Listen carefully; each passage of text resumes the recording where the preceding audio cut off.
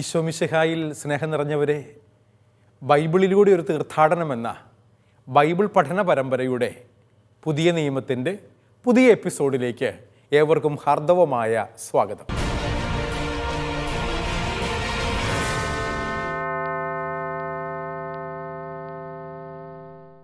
കഴിഞ്ഞ ഏതാനും ചില എപ്പിസോഡുകളായി യോഹന്നാൻ്റെ സുവിശേഷം 14-ാം അധ്യായമാണ് നമ്മൾ പഠിച്ചുകൊണ്ടിരിക്കുന്നത്.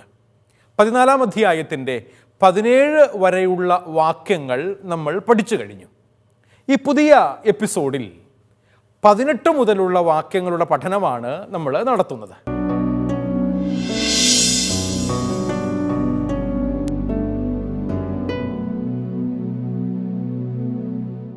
യോഹന്നാൻ്റെ സുവിശേഷം 14-ാം അധ്യായത്തിൻ്റെ 18 മുതൽ 21 വരെയുള്ള വാക്യങ്ങളാണ് നമ്മളിപ്പോൾ പഠിക്കാൻ പോകുന്നത്. അതിനു മുന്നോടിയായി ആ വാക്യങ്ങൾ നമുക്കൊന്ന് വായിച്ചു കേൾക്കാം. യോഹന്നാൻ്റെ സുവിശേഷം 14-ാം അധ്യായം തുറക്കുക. 18 മുതൽ 21 വരെയുള്ള വാക്യങ്ങൾ എല്ലാവരും എന്നോടൊപ്പം വായിക്കണമെന്ന് സ്നേഹത്തോടെ ഓർമ്മപ്പെടുത്തട്ടെ. ഞാൻ നിങ്ങളെ അനാഥരായി വിടുകയില്ല. ഞാൻ നിങ്ങളുടെ അടുത്തേക്ക് വരുന്നു. അല്പസമയം കൂടി കഴിഞ്ഞാൽ ലോകം എന്നെ കാണുന്നില്ല, എന്നാൽ നിങ്ങൾ എന്നെ കാണും. ഞാൻ ജീവിക്കുന്നു, അതിനാൽ നിങ്ങളും ജീവിക്കും. ഞാൻ എൻ്റെ പിതാവിലും നിങ്ങൾ എന്നിലും ഞാൻ നിങ്ങളിലുമാണെന്ന് ആ ദിവസം നിങ്ങൾ അറിയും. എൻ്റെ കൽപ്പനകൾ സ്വീകരിക്കുകയും പാലിക്കുകയും ചെയ്യുന്നവനാണ് എന്നെ സ്നേഹിക്കുന്നത്. എന്നെ സ്നേഹിക്കുന്നവനെ എൻ്റെ പിതാവും സ്നേഹിക്കും. ഞാനും അവനെ സ്നേഹിക്കുകയും എന്നെ അവന് വെളിപ്പെടുത്തുകയും ചെയ്യും. നമ്മുടെ കർത്താവായ മിശിഹായ്ക്ക് സ്തുതി. പ്രിയ സഹോദരീ സഹോദരങ്ങളെ, യോഹന്നാൻ്റെ സുവിശേഷം 14-ാം അധ്യായത്തിൻ്റെ 18 മുതൽ 21 വരെയുള്ള വാക്യങ്ങൾക്ക് ഞാൻ കൊടുക്കുന്ന ഒരു തലവാചകം, അത് സെപ്പറേറ്റ് ആയിട്ടൊരു തലവാചകം ബൈബിളിൽ ഒരുപക്ഷെ നിങ്ങൾക്ക് കാണാൻ സാധിക്കുകയില്ല. പക്ഷേ ഇവിടെ സ്ക്രീനിൽ നോക്കിയാൽ നിങ്ങൾക്ക് കാണാൻ സാധിക്കും. ഇവിടെ ഞാനൊരു ഹെഡിങ് കൊടുത്തിട്ടുണ്ട്: ഈശോയുമായുള്ള സഹവാസം. ഈശോയുമായുള്ള സഹവാസം എന്താണ് എന്ന് പരിശുദ്ധാത്മാവിലുള്ള ഐക്യത്തെക്കുറിച്ച് ഓർമ്മപ്പെടുത്തിക്കൊണ്ട് യോഹന്നാൻ സുവിശേഷകൻ പഠിപ്പിക്കുന്ന വചനഭാഗമാണ് 18 മുതൽ 21 വരെയുള്ള വാക്യങ്ങളിൽ 14-ാം അധ്യായത്തിലൂടെ യോഹന്നാൻ സുവിശേഷകൻ നമ്മളെ ഓർമ്മപ്പെടുത്തുന്നത്. അവിടെ 18-ാമത്തെ വാക്യം ഇപ്രകാരമാണ്: ഞാൻ നിങ്ങളെ അനാഥരായി വിടുകയില്ല. I shall not leave you orphans. അനാഥർ എന്ന് പറഞ്ഞാൽ അതിൻ്റെ ഓപ്പോസിറ്റ് സനാഥർ എന്ന വാക്കാണല്ലോ. സനാഥരല്ലാത്തവർ. അനാഥൻ എന്ന് പറഞ്ഞാൽ നമ്മൾ മനസ്സിലാക്കുന്ന മാതാപിതാക്കന്മാർ ഇല്ലാത്ത ഒരു വ്യക്തി. മാതാവും പിതാവും ഇല്ലാതെ ആരും ജനിക്കുന്നില്ല. എന്നാൽ അപ്പൻ്റെയോ അമ്മയുടെയോ അഭാവത്തിൽ ജീവിക്കുന്ന, മരണമടഞ്ഞതുകൊണ്ടാകാം, മറ്റെന്ത് കാരണങ്ങളുമാകട്ടെ, മാതാപിതാക്കളുടെ സാന്നിധ്യമില്ലാതെ ജീവിക്കേണ്ടി വരുന്ന ഒരു വ്യക്തിയെ അനാഥൻ അല്ലെങ്കിൽ അനാഥ എന്ന് വിളിക്കാറുണ്ട്. ഈശോ പറയാണ്, ഞാൻ നിങ്ങളെ അനാഥരായി വിടുകയില്ല. എന്ന് പറഞ്ഞാൽ നിങ്ങളോട് കൂടെയായിരിക്കാൻ മറ്റൊരു സഹായകനെ ഞാൻ നിങ്ങൾക്ക് നൽകും എന്നുള്ള വിവക്ഷയാണ് ഈ വാക്കുകൾ നമുക്ക് നൽകുന്നത്. അതുകൊണ്ട് തന്നെയും നമ്മൾ തിരിച്ചറിയേണ്ട ഒരു യാഥാർത്ഥ്യം ഇതാണ്: ശിഷ്യന്മാരെ ആശ്വസിപ്പിക്കുന്ന ഈശോയെയാണ് നമ്മൾ കാണുന്നത്. അതുകൊണ്ടാണ് ഈശോയിലുള്ള സഹവാസം എന്ന് പറഞ്ഞാൽ പരിശുദ്ധാത്മാവിലുള്ള ആത്മീയ ജീവിതമാണ് അർത്ഥമാക്കുന്നത് എന്ന് നമുക്ക് മനസ്സിലാക്കാനായി സാധിക്കും. ജീവിക്കുന്നവനായ ഈശോയെ ലോകം കാണുകയില്ല എന്ന് എടുത്തു പറഞ്ഞിട്ടുണ്ട്. അത് 19-ാമത്തെ വാക്യത്തിലാണ് നമ്മൾ 18 മുതലുള്ള വാക്യങ്ങൾ വായിച്ചത്. അതിൽ 18-ാമത്തെ വാക്യം പറയാണ്, ഞാൻ നിങ്ങളെ അനാഥരായി വിടുകയില്ല. എപ്പോഴാണ് ഒരാൾ അനാഥനാകുന്നത് എന്നതിനെക്കുറിച്ചൊക്കെ നമുക്ക് നല്ല ധാരണയുണ്ടല്ലോ. ഈശോ നമ്മളെ അനാഥരായി വിടുകയില്ല എന്നാണ് പറയണേ. യോഹന്നാൻ്റെ ദൈവശാസ്ത്ര വീക്ഷണമനുസരിച്ച് കർത്താവ് മരിച്ച് ഉയർത്ത് സ്വർഗത്തിലേക്ക് പോകുന്നതിൻ്റെ ഭാഗമായി തൻ്റെ ശിഷ്യന്മാർ ഒരുമിച്ച് കൂടിയിരിക്കുന്ന മുറിക്കകത്ത് കടന്നു ചെന്നിട്ട് നിങ്ങൾക്ക് സമാധാനം എന്ന് പറഞ്ഞ് അവരുടെ മേൽ ശ്വാസം ഊതിക്കൊണ്ട് നിങ്ങൾ പരിശുദ്ധാത്മാവിനെ സ്വീകരിക്കുവിനെന്ന് പറഞ്ഞു. അതെന്നാ സംഭവിച്ചെന്നറിയാവോ? 19 വാക്യം, യോഹന്നാൻ 20 വാക്യം. അന്ന് വൈകുന്നേരം എന്നാണ് എഴുതി വച്ചിരിക്കുന്നത്. ആഴ്ചയുടെ ആദ്യ ദിവസമായ അന്ന് വൈകുന്നേരം. ആ വൈകുന്നേരം ഏതു വൈകുന്നേരമാണ്? അപ്പോൾ ആ ദിവസം മറ്റെന്തോ സംഭവിച്ചിട്ടുണ്ട്. 20 1 തിരുവചനം പറയുന്നു, ആഴ്ചയുടെ ആദ്യ ദിവസം അതിരാവിലെ തന്നെ, ഇരുട്ടായിരിക്കുമ്പോൾ തന്നെ മഗ്ദലന മറിയം ഈശോയെ സംസ്കരിച്ച കല്ലറയുടെ അടുക്കലേക്ക് ചെല്ലുന്നു. അവൾ അവനെ അവിടെ കാണുന്നില്ല. അവൾ ഓടിച്ചെന്ന് ശിഷ്യന്മാരോട് പറയുന്നു. കാരണം ആരോ അവൾക്ക് പ്രത്യക്ഷപ്പെട്ട് പറഞ്ഞു, നീ ജീവിച്ചിരിക്കുന്നവനെ മരിച്ചവരുടെ അടുക്കലാണോ അന്വേഷിക്കുന്നത്? പോയി എൻ്റെ ശിഷ്യന്മാരോട് പറയുക, അവൻ അരുളി ചെയ്തതുപോലെ ഉയർത്തെഴുന്നേറ്റു. ഓടുകയാണ് മഗ്ദലന മറിയം, ആദ്യത്തെ സാക്ഷിയായി, മിഷണറിയായി. ശിഷ്യന്മാരുടെ അടുക്ക് ചെന്ന് പറഞ്ഞു. പത്രോസും കർത്താവിൻ്റെ വത്സല ശിഷ്യനായ യോഹന്നാനും ഓടുന്നുണ്ട്. എങ്ങോട്ട്? അവനെ അടക്കം ചെയ്ത കല്ലറയിങ്കലേക്ക്. അവരും ചെന്നു. അവർക്കും അവൻ്റെ ശവശരീരം കാണാൻ പറ്റിയില്ല. ഇതെന്നാ സംഭവിച്ചെന്നറിയാവോ? On the Easter Sunday early in the morning. ഉദ്ധാന ദിവസം അതിരാവിലെ ശിഷ്യന്മാരും മഗ്ദലന മറിയം പറഞ്ഞതുപോലെ തന്നെ പോയി കണ്ടു. ഈശോയെ കാണാൻ പറ്റിയില്ല. എന്നാൽ ശൂന്യമായ കല്ലറ, ചുരുട്ടിവെച്ചിരിക്കുന്ന അവനെ പൊതിഞ്ഞിരുന്ന തുണികൾ, ഇവ കൃത്യമായും ക്രിസ്തുവിൻ്റെ ഉദ്ധാനത്തിൻ്റെ അടയാളങ്ങളാണ് എന്ന് തിരുസഭാ മാതാവ് നമ്മളെ പഠിപ്പിക്കുന്നുണ്ട്.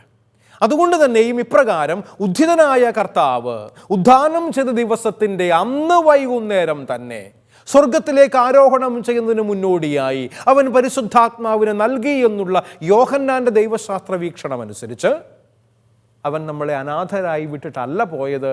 അവൻ പോകുന്നതിന് മുൻപ് സഹായകനായ പരിശുദ്ധാത്മാവിനെ നമുക്ക് നൽകിയിട്ടാണ് പോയത്. അതുകൊണ്ട് തന്നെയും നമ്മൾ തിരിച്ചറിയേണ്ടുന്നൊരു കാര്യം ഇതാണ്. യോഹന്നാൻ്റെ സുവിശേഷത്തിൻ്റെ 14 19 വാക്യത്തിൽ നമ്മൾ ഇപ്രകാരം ഒരു വചനം വായിക്കുന്നുണ്ട്. സ്ക്രീനിൽ നിങ്ങൾക്ക് ആ വചനം ഞാൻ എഴുതിയിട്ടിട്ടുണ്ട്, കാണാം. അല്പസമയം കൂടി കഴിഞ്ഞാൽ പിന്നെ ലോകം എന്നെ കാണുകയില്ല. എന്നിട്ട് കൂട്ടിച്ചേർക്കുകയാണ്, എന്നാൽ നിങ്ങൾ എന്നെ കാണും. വചനം പറയുകയാണ്, ഞാൻ ജീവിക്കുന്നു, അതിനാൽ നിങ്ങളും ജീവിക്കും. ഇവിടെ എന്താണ് നമ്മൾ മനസ്സിലാക്കുന്ന യാഥാർത്ഥ്യം? അല്പസമയം കൂടി കഴിഞ്ഞാൽ എന്ന് പറഞ്ഞാൽ ഇവിടെ വചനം ഓർമ്മപ്പെടുത്തുക, കർത്താവിൻ്റെ കുരിശുമരണത്തിനും സംസ്കാരത്തിനും ശേഷം ഈ ലോകത്തിന്, അന്ധകാര ശക്തികൾക്ക്, പാപത്തിൽ ജീവിക്കുന്നവർക്ക് പിന്നെ കർത്താവിനെ കാണാൻ വേണ്ടി പറ്റിയല്ല. എന്നാൽ പ്രകാശത്തിൻ്റെ മക്കൾക്ക്, സത്യത്തിൽ ജീവിക്കുന്നവർക്ക്, ക്രിസ്തുവിൽ വിശ്വസിക്കുന്നവർക്ക് അവനെ വീണ്ടും കാണാൻ സാധിക്കും. കാരണം അവൻ ഉയർത്തെഴുന്നേറ്റവനാണ് എന്ന് മാത്രമല്ല, സഹായകനായ പരിശുദ്ധാത്മാവിലൂടെ നിത്യം ജീവിക്കുന്നവനാണവൻ. അതുകൊണ്ടാണ് വചനം പറയുന്നത്, ലോകാവസാനം വരെ എന്നും ഞാൻ നിങ്ങളോട് കൂടെ ഉണ്ടായിരിക്കും. അല്ലേ? വാഗ്ദാനങ്ങളിൽ വിശ്വസ്തനായ കർത്താവിൻ്റെ വാക്കുകളാണിത്. അവൻ എന്നും നമ്മളോട് കൂടെയുള്ളവനാണ്. അതുകൊണ്ട് തന്നെയും ഈ ലോകം കാണുകയില്ല എങ്കിലും നിങ്ങൾ കാണുമെന്ന് പറയുമ്പോൾ നിങ്ങൾ ആരാണ്? ക്രിസ്തുവിൻ്റെ ശിഷ്യനാണ്, ക്രിസ്തുവിൻ്റെ ശിഷ്യയാണ് എന്ന് പറഞ്ഞാൽ ക്രിസ്തുവിനെ അനുഗമിക്കുന്നവരാകണം. പരിശുദ്ധാത്മാവ് നിറഞ്ഞ അപ്പസ്തോലരാകാൻ വേണ്ടി വിളി ലഭിച്ചവരാണ് നിങ്ങൾ. അതുകൊണ്ട് ക്രിസ്തുവിനോടൊപ്പം ആത്മീയ ജീവിതം നയിക്കുന്നവരാകുമ്പോൾ മരിച്ചുയർത്ത കർത്താവിനെ മുന്നിൽ കണ്ടുകൊണ്ട് ജീവിക്കാൻ നമുക്കെല്ലാവർക്കും സാധിക്കും. പ്രിയ സഹോദരങ്ങളെ, വിശ്വസിക്കാത്ത മനുഷ്യർക്ക് ഉദ്ധിതനായ മിശിഹായുടെ അരൂപിക്കടുത്ത സാന്നിധ്യം അനുഭവിക്കാൻ സാധിക്കുകയില്ല എന്നാണ് ഇവിടെ നാം മനസ്സിലാക്കേണ്ടത്. ആത്മാവിനെ സ്വീകരിക്കേണ്ടവർ, ആത്മാവിനെ സ്വീകരിക്കുന്നവർ, ആത്മീയ ജീവിതം നയിക്കുന്നവർ പാപലേശമില്ലാതെ, തഴക്ക ദോഷങ്ങൾക്ക് അടിമപ്പെടാതെ, ദുശ്ശീലങ്ങളിൽ നിന്നും വിടുതൽ പ്രാപിച്ച് പരിശുദ്ധ കുംഭസാരം എന്ന അനുരഞ്ജന കൂദാശയിലൂടെ കർത്താവിൻ്റെ സാന്നിധ്യത്തിൽ ജീവിക്കുന്നവരാകുക എന്നതാണ് അടിസ്ഥാനം. അങ്ങനെയുള്ളവർക്കാണ് അരൂപിയുടെ സാന്നിധ്യം. അരൂപി എന്ന് പറഞ്ഞാൽ പരിശുദ്ധാരൂപി കേട്ടില്ലേ നിങ്ങൾ? ശരീരമില്ലാത്ത അരൂപിയായ ദൈവത്തിൻ്റെ സാന്നിധ്യം അനുഭവിച്ചറിയാൻ സാധിക്കുകയുള്ളൂ. എന്ന് പറഞ്ഞാൽ മരണത്തോടുകൂടെ ഈശോയുടെ ശാരീരിക സാന്നിധ്യം ഈ ലോകത്തിൽ ഇല്ലാതാകുന്നു എന്ന് നമുക്ക് മനസ്സിലാക്കാൻ പറ്റും. ശരീരത്തിൽ കർത്താവ് ജീവിച്ചത് 33 വർഷക്കാലം ഈശോ എന്ന ദൈവത്തിൻ്റെ മനുഷ്യപുത്രത്വമാണ്. അതുകൊണ്ട് തന്നെയും അതിനുശേഷം ലോകത്തിൽ കർത്താവിൻ്റെ ശാരീരിക സാന്നിധ്യം ഇല്ലാതാകുന്നു. ഉത്ഥാനാനന്തരമുള്ള അരൂപിക്കടുത്ത സാന്നിധ്യം വിശ്വാസത്തിലൂടെ ശിഷ്യന്മാർക്ക് അനുഭവിക്കാൻ സാധിക്കും. സൂക്ഷ്മ ശരീരമെന്നോ പ്രകാശം പോലെ ധവളമായ കർത്താവിൻ്റെ ശരീരമെന്നോ ഒക്കെ നമുക്കതിനെ മനസ്സിലാക്കാനായി സാധിക്കും. ശരീരത്തിൽ കർത്താവ് മരണത്തോടുകൂടെ സംസ്കരിക്കപ്പെട്ടു എങ്കിൽ അവൻ അരൂപിയിൽ ഇന്നും നമ്മോടൊപ്പം ജീവിക്കുന്നു എന്നുള്ളതാണ് കർത്താവിൻ്റെ ശിഷ്യരായ എന്നെയും നിങ്ങളെയും ശക്തിപ്പെടുത്തുന്നത്. ഈ ആത്മീയ ജീവിതം നയിക്കുന്ന അരൂപിയിലുള്ള ക്രിസ്തു സാന്നിധ്യമാണ്. അതുകൊണ്ട് വചനം പറയുന്നുണ്ടല്ലോ, ഞാൻ ജീവിക്കുന്നു, അതിനാൽ നിങ്ങളും ജീവിക്കും, അല്ലേ? ഈശോയുടെ ഈ വാക്കുകൾ ക്രൈസ്തവ ജീവിതത്തിൽ അക്ഷരാർത്ഥത്തിൽ അന്വർത്ഥമാകുന്ന ഒന്നാണ് എന്ന് മനസ്സിലാക്കാൻ നമുക്ക് സാധിക്കും. എന്ന് പറഞ്ഞാൽ എന്താ? ഞാൻ ജീവിക്കുന്നു, ക്രിസ്തു നിത്യമായി ജീവിക്കുന്നവനാണെന്നും മരിച്ച് സംസ്കരിക്കപ്പെട്ട് ഈ ലോകത്തിൽ അവസാനിച്ചു പോയ ഒന്നല്ല എന്നും നമുക്ക് മനസ്സിലാക്കാൻ പറ്റും. ഒരു വിശ്വാസിയുടെയും അവിശ്വാസിയുടെയും ജീവിത വീക്ഷണങ്ങളിലുള്ള വ്യത്യാസം എന്താണെന്നറിയാമോ നിങ്ങൾക്ക്? എൻ്റെ ഒരു ചിന്ത ഞാൻ നിങ്ങളുമായിട്ട് പങ്കുവയ്ക്കാം. ഒരു അവിശ്വാസിയെ സംബന്ധിച്ച് ജീവിതം എന്ന് പറയുന്നത് ജനനത്തിൻ്റെയും മരണത്തിൻ്റെയും ഇടയിൽ മാത്രമുള്ള ഒരു കാര്യമാണ്, അല്ലേ? ജനിച്ചു, ജീവിതം ആരംഭിച്ചു, മരിച്ചു, ജീവിതം ഒടുങ്ങി. ഇതാണ് ഒരു അവിശ്വാസിയെ സംബന്ധിച്ച് ജീവിതം എന്ന് പറഞ്ഞാൽ. എന്നാൽ വിശ്വാസികളായ നമ്മെ സംബന്ധിച്ച് ജനനത്തിൽ മാത്രം ആരംഭിക്കുകയും മരണത്തിൽ അവസാനിക്കുകയും ചെയ്യുന്ന ഒന്നല്ല, മറിച്ച് അത് നിത്യമായുള്ള ആത്മീയ ജീവിതമാണ്, ക്രിസ്തുവിൻ്റെ അരൂപിയിലുള്ള ജീവിതമാണ്.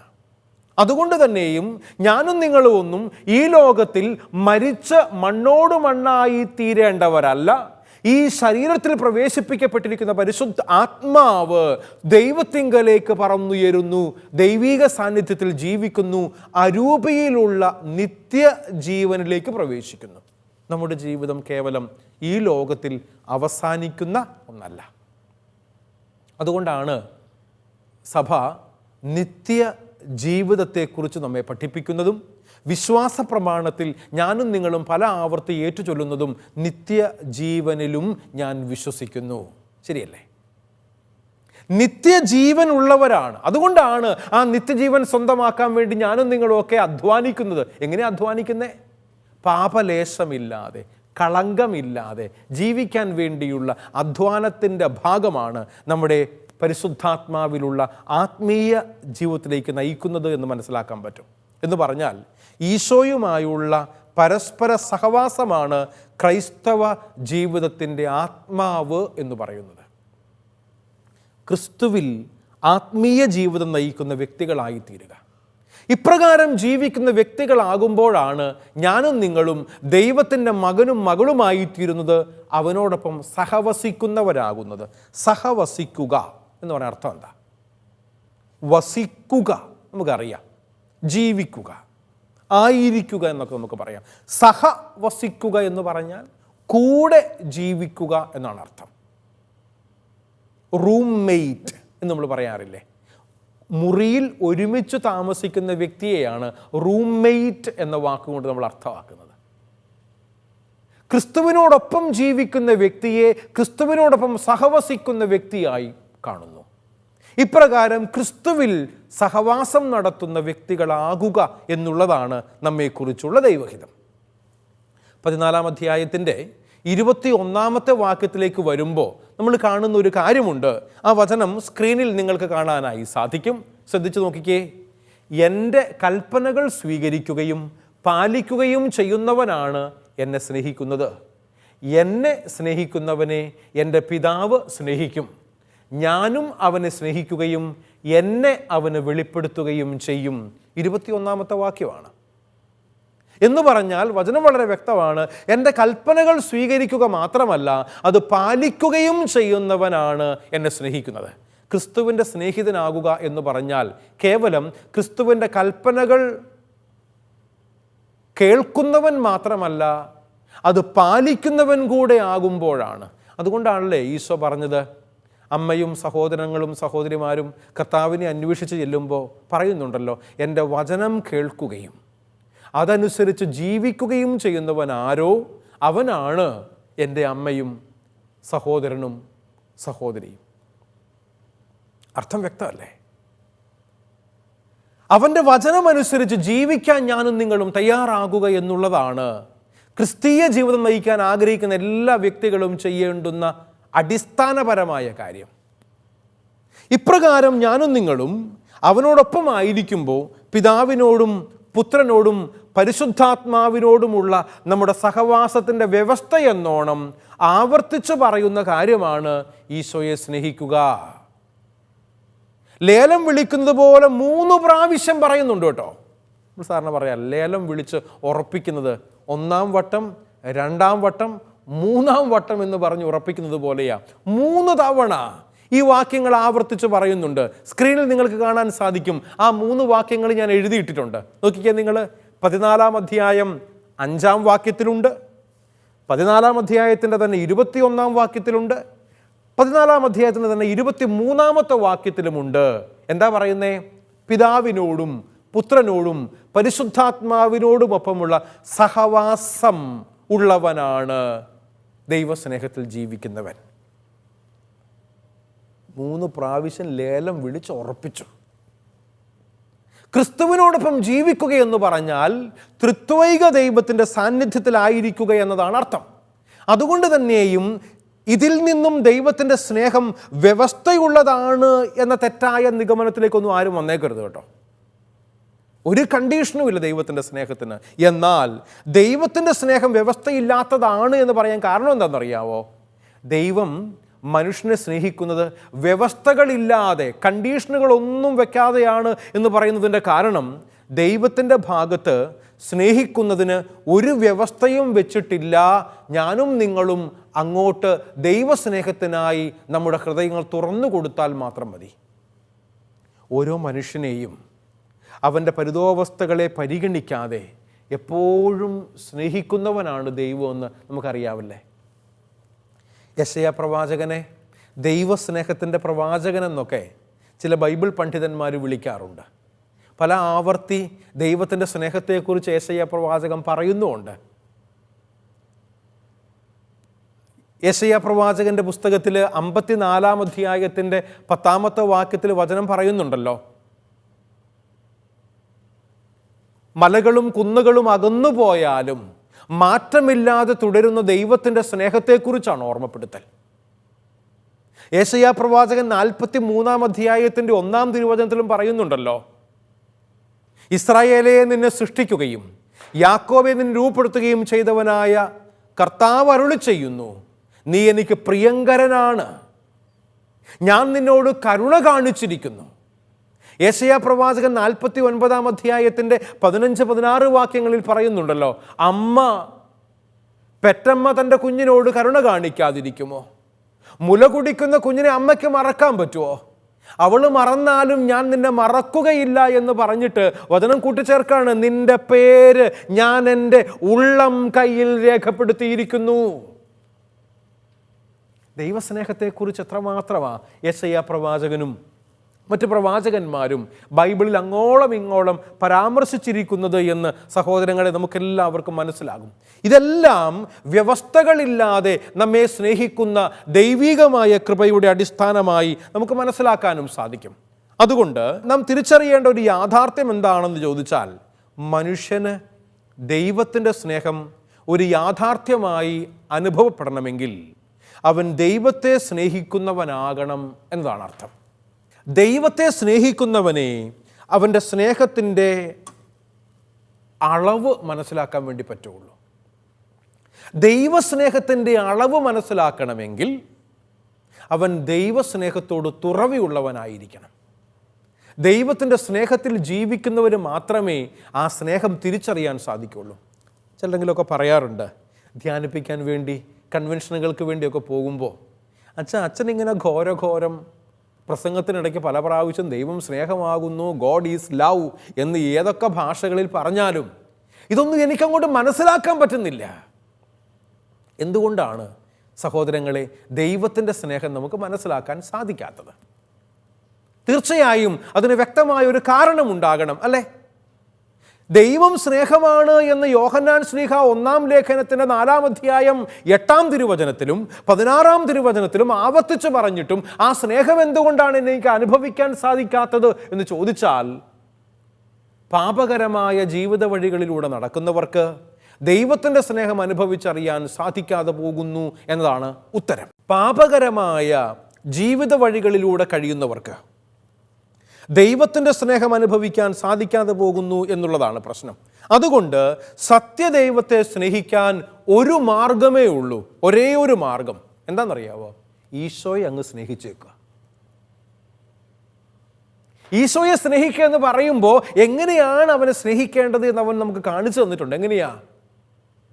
സ്വന്തം സ്നേഹിതനു വേണ്ടി മരിക്കാൻ പോലും തയ്യാറായ ആൾക്കാരെ കണ്ടേക്കാം. എന്നാൽ ഈ ലോകം മുഴുവനുള്ള സകല മനുഷ്യർക്കും വേണ്ടി ഒരു തെറ്റും ചെയ്യാതെ കുരിശുമരണത്തിന് തന്നെ വിധേയനാക്കിയവനാണ് കർത്താവ്. ആ ഈശോയെ സ്നേഹിക്കുക എന്നുള്ളതാണ് ഒരേ ഒരു മാർഗം എന്ന് പറയും. കാരണം ഈശോ മാത്രമാണ് സത്യ ദൈവത്തെ നമുക്ക് വെളിപ്പെടുത്തി തന്നത് എന്ന് യോഹന്നാൻ തന്നെയും തൻ്റെ 1-ാം അധ്യായത്തിൻ്റെ 18-ാമത്തെ വാക്യത്തിൽ നമ്മളെ ഓർമ്മപ്പെടുത്തിയിട്ടുണ്ട്. അതുകൊണ്ട് സഹോദരങ്ങളെ, ദൈവികമായി ഈ കൃപാവരം സ്വീകരിക്കാൻ ഞാനും നിങ്ങളും തയ്യാറാകുമ്പോൾ ദൈവത്തിൻ്റെ അരൂപിയാകുന്ന ക്രിസ്തുവിലുള്ള ആത്മീയ ജീവിതം നയിക്കാൻ ഞാനും നിങ്ങളും തയ്യാറാവുക എന്നാണ് അർത്ഥമാക്കുക. അതുകൊണ്ട് നമ്മൾ 18 മുതൽ 21 വരെയുള്ള വാക്യങ്ങളിൽ നമ്മൾ കണ്ടത് എപ്രകാരമാണ് ക്രിസ്തുവിനോടൊപ്പം സഹവസിക്കുകയും അവനോടൊപ്പം ആത്മീയ ജീവിതം നയിക്കുകയും ചെയ്യുക എന്നതിനെക്കുറിച്ചാണ്. ഇനി നമ്മൾ 22 മുതൽ 24 വരെയുള്ള വാക്യങ്ങൾ പഠിക്കുകയാണ്. യോഹന്നാൻ്റെ സുവിശേഷം 14-ാം അധ്യായത്തിൻ്റെ 22, 23, 24 വാക്യങ്ങൾ നമുക്കൊന്ന് വായിച്ചു കേൾക്കാം. ആദ്യം വചനം ഇപ്രകാരമാണ്. ബൈബിൾ കരുതിയിട്ടുള്ള എല്ലാവരും എടുക്കണേ കൈകളിൽ, നോക്കണം ബൈബിളിലേക്ക്. വചനം പറയുകയാണ്, യൂദാസ് കറിയോത്ത അല്ല, അവനോട് പറഞ്ഞു, നീ നിന്നെ ഞങ്ങൾക്ക് വെളിപ്പെടുത്താൻ പോകുന്നു, എന്നാൽ ലോകത്തിന് വെളിപ്പെടുത്തുകയില്ല എന്ന് പറഞ്ഞത് എന്താണ്? യേശു പ്രതിവചിച്ചു, എന്നെ സ്നേഹിക്കുന്നവൻ എൻ്റെ വചനം പാലിക്കും. അപ്പോൾ എൻ്റെ പിതാവ് അവനെ സ്നേഹിക്കുകയും ഞങ്ങൾ അവൻ്റെ അടുത്ത് വന്ന് അവനോടൊപ്പം വാസമുറപ്പിക്കുകയും ചെയ്യും. എന്നെ സ്നേഹിക്കാത്തവനോ എൻ്റെ വചനങ്ങൾ പാലിക്കുന്നില്ല. നിങ്ങൾ ശ്രവിക്കുന്ന ഈ വചനം എൻ്റേതല്ല, എന്നെ അയച്ച പിതാവിൻ്റേതാണ്. നമ്മുടെ കർത്താവായ മിശിഹായിക്ക് സ്തുതി. സഹോദരങ്ങളെ, ഇവിടെ ഈ വചനം തുടങ്ങുന്നത് തന്നെയും യൂദാസ് ചോദിച്ച ഒരു ചോദ്യത്തിൻ്റെ ഉത്തരമായിട്ടാണ്. ആരാണ് ഈ യൂദാസ് എന്ന് യോഹന്നാൻ സുവിശേഷകൻ അവിടെ കൃത്യമായി പറയുന്നുണ്ട്. എന്താണെന്നറിയാമോ? കാരണം കർത്താവിൻ്റെ ശിഷ്യന്മാരിൽ 2 പേര്, 12 പേരിൽ 2 പേർ ഒരേ പേരുകളുള്ളവരായിരുന്നു.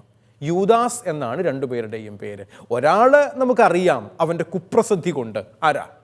യൂദാസ് കറിയോത്ത. 30 വെള്ളിക്കാശിന് കർത്താവിനെ ഒറ്റിക്കൊടുത്ത യൂദാസ് കറിയോത്ത അറിയാത്തവരില്ല. എന്നാൽ മറ്റൊരു യൂദ ശിഷ്യ സമൂഹത്തിൽ 12 പേരിൽ ഒരുവനായി ഉണ്ടായിരുന്നു. ആ യൂദായാണ് കർത്താവിനോട് ചോദിക്കുന്നത്. വചനം പാലിക്കുന്നവർ എങ്ങനെയായിരിക്കണമെന്നുള്ള കർത്താവിൻ്റെ ഉത്തരം നൽകപ്പെടുന്നത് യൂദാസ് ചോദിക്കുന്ന ഈ ചോദ്യത്തിന് മറുപടിയായിട്ടാണ്. ഈശോയുടെ വചനം പാലിക്കുന്നവരുടെ ഹൃദയം ത്രിത്വൈക ദൈവത്തിൻ്റെ വാസസ്ഥലമായി മാറുന്നു എന്നാണ് നമ്മളെ ഓർമ്മപ്പെടുത്തുക.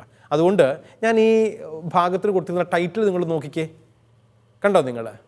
യോഹന്നാൻ 14, 22 മുതൽ 24 വരെ ത്രിത്വ സഹവാസം എന്ന ഒരു തലവാചകം കൊടുത്തിട്ടാണ് ഈ വചനഭാഗത്തെ വ്യാഖ്യാനിക്കാൻ ഞാൻ ആഗ്രഹിക്കുന്നത്. എന്ന് പറഞ്ഞാൽ ഈശോയുടെ വചനം പാലിക്കുന്നവരുടെ ഹൃദയം ത്രിത്വൈക ദൈവത്തിൻ്റെ വാസസ്ഥലമായി തീരുന്നു എന്നുള്ള ഓർമ്മപ്പെടുത്തലാണ്. അതുകൊണ്ടാണല്ലോ 14-ാം അധ്യായത്തിൻ്റെ 23-ാം വാക്യത്തിൽ വചനം പറയുന്നു, എന്നെ സ്നേഹിക്കുന്നവൻ എൻ്റെ വചനം പാലിക്കും, അപ്പോൾ എൻ്റെ പിതാവ് അവനെ സ്നേഹിക്കുകയും ഞങ്ങൾ അവൻ്റെ അടുത്ത് വന്ന് അവനിൽ വാസമുറപ്പിക്കുകയും ചെയ്യും. വചനം പാലിക്കുക, സ്വീകരിക്കുക മാത്രമല്ല, കേൾക്കുക മാത്രമല്ല, അത് പാലിക്കുക എന്നും അർത്ഥമുണ്ട്. വിശ്വാസിയിൽ യാഥാർത്ഥ്യമാകുന്ന സ്വർഗീയ അനുഭവമാണ്, ത്രിത്വാത്മക രഹസ്യമാണ് ഈ വചനം ഉൾക്കൊള്ളുന്നത് എന്ന് സഹോദരങ്ങളെ നമുക്ക് തിരിച്ചറിയാൻ സാധിക്കും. എന്ന് പറഞ്ഞാൽ ദൈവത്തിന് ഏറ്റവും ഇഷ്ടമുള്ള വാസസ്ഥലം മനുഷ്യ ഹൃദയമാണ് എന്ന് മനസ്സിലാക്കാൻ വേണ്ടി പറ്റും. മനുഷ്യൻ്റെ ഹൃദയത്തിലായിരിക്കുക എന്നുള്ളതാണ് തിരുമുറിവുകളുള്ള കർത്താവിൻ്റെ ഇഷ്ടം. അതുകൊണ്ട് തന്നെയും വെളിപാട് പുസ്തകത്തിൽ ലൗദീക്യായിലെ സഭയ്ക്കെഴുതുന്ന കത്തിൽ ഈ വസ്തുത കൃത്യമായും വ്യക്തമാക്കുന്നുണ്ട് യോഹന്നാൻ. വചനം പറയുന്നില്ലേ, വെളിപാട് പുസ്തകം 3-ാം അധ്യായത്തിൻ്റെ 20-ാം തിരുവചനം, ഇതാ ഞാൻ വാതിലിൽ മുട്ടുന്നു, ആരെങ്കിലും എൻ്റെ സ്വരം കേട്ടു വാതിൽ തുറന്നു തന്നാൽ ഞാൻ അവൻ്റെ അടുത്തേക്ക് വരികയും ഞങ്ങൾ ഒരുമിച്ച് ഭക്ഷിക്കുകയും ചെയ്യും. സഹോദരങ്ങളെ, ക്രിസ്തുവിനായി നിന്റെ ഹൃദയ കവാടങ്ങൾ തുറന്നിടാൻ നീ തയ്യാറാണെങ്കിൽ കർത്താവ് നിന്റെ ഉള്ളിലേക്ക് വരും. നിങ്ങൾക്ക് ഒരുമിച്ച് കർത്താവിൽ ഭക്ഷണം കഴിക്കാം എന്നാണ് പറയുക. എന്ന് പറഞ്ഞാൽ സന്തോഷത്തോടെ, ആനന്ദത്തോടെ ക്രിസ്തുവിലുള്ള ആത്മീയ ജീവിതം നയിക്കാൻ ആഗ്രഹിക്കുന്ന എല്ലാവർക്കും ക്രിസ്തു സാന്നിധ്യം അവൻ നൽകുന്നുണ്ട്. ഇത് സൗജന്യമായ രക്ഷാകരമായ കൃപയാണ്. സ്വീകരിക്കാം, ആനന്ദിക്കാം, ക്രിസ്തു സാന്നിധ്യത്തിൽ ജീവിക്കാം. ദൈവം അനുഗ്രഹിക്കട്ടെ.